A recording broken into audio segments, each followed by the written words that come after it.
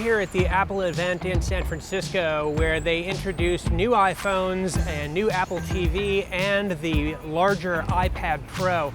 Let's start with the iPhone 6s and 6s Plus. There's two major upgrades. Apple's really thrown a lot of horsepower at their new camera, upgrading it from 8 megapixels to 12. Now, that can sometimes actually degrade the quality of your photos because you're packing the pixels in too closely and they get something called crosstalk. Now, Apple claims that they have something called deep trench isolation to deal with this problem, but we're never going to really know whether that works until we see it in the labs. The other big news for the camera is 4K video. Again, they didn't really let us test this. We would have loved to have actually grabbed a little bit of this and offloaded it from the camera, but they completely shut us down when we tried to do that. So we'll be testing that in the labs as well. However, we did try out the other functionality, which is the new 3D Touch. Now, this initially debuted, or at least a form of this debuted on the latest MacBook, which they called it Force Touch there. This is slightly different. It uses a sensor within the screen as well as haptic feedback, and when you try it, you can really actually feel it sort of clicks back at you when you touch it. Little menus pop up allowing you to peek at some of the functionality in each of the apps. For instance, Facebook allows you to jump right to your timeline.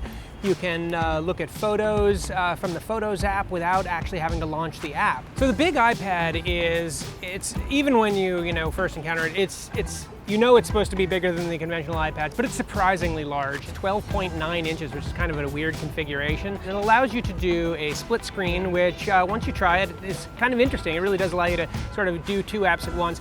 That's pretty common in a lot of other tablets that are out on the market today. There's also the new pen, which requires you to charge it. It's unlike a lot of the other pens that actually get their power from the screen. This one actually has a little eraser you pull off, and you can charge it off of the iPad Pro or off a Lightning connector. We tried out the keyboard, which was kind of natural. In fact, it feels a lot like the new MacBook keyboard, and it looks a lot like the Surface keyboard.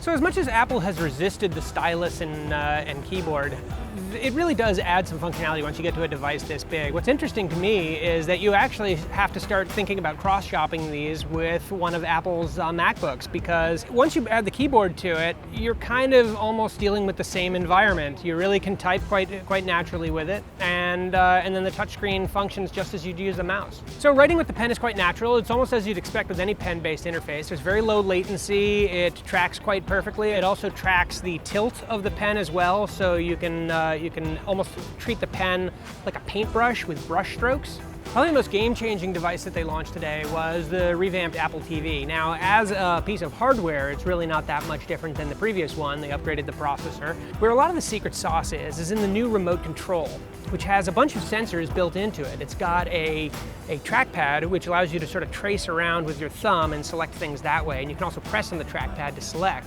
It's got a built-in microphone, so you can use Siri as well, and Siri actually seems to work quite well on this device. Because it's got motion control built into it, it works very much like controllers you might be familiar with the Wii. What's interesting with Apple TV is that this device, because it's been neglected for so long, has a lot of catching up to do. The current generations of the Roku and Amazon's Fire products are actually pretty good, and Roku already has apps, Fire already has voice control.